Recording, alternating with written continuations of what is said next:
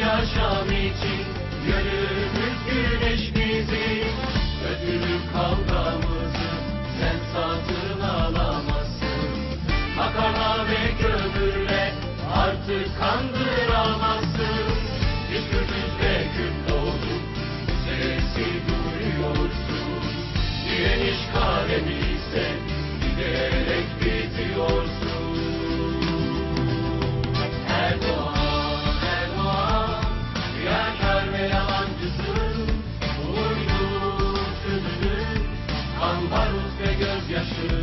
Erdoğan, Erdoğan, kan kokuyor sulardır.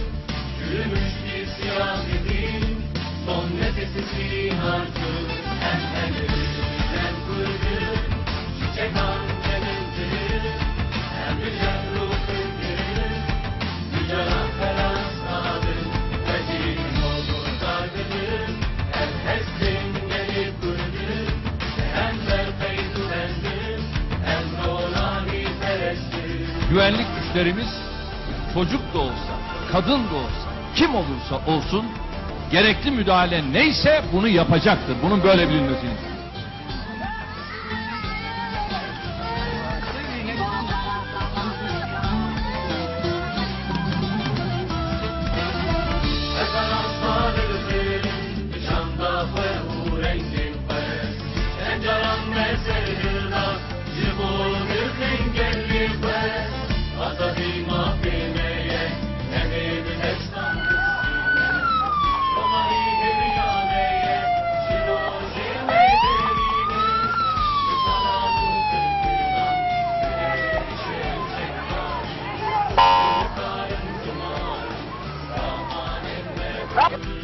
Çocuk yaşta çekmiyor.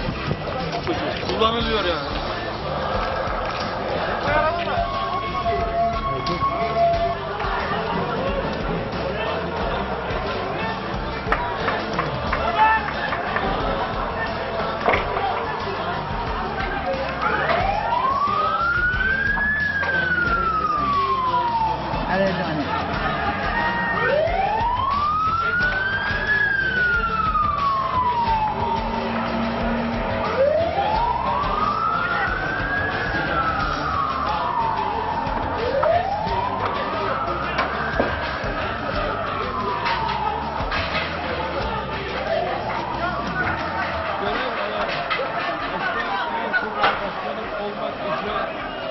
Komutanlarımız ve kahraman pilotlarımız tüm Türk Silahlı Kuvvetlerimizin mensuplarını şahsım, hükümetim, milletim adına tebrik ediyorum, kutluyorum.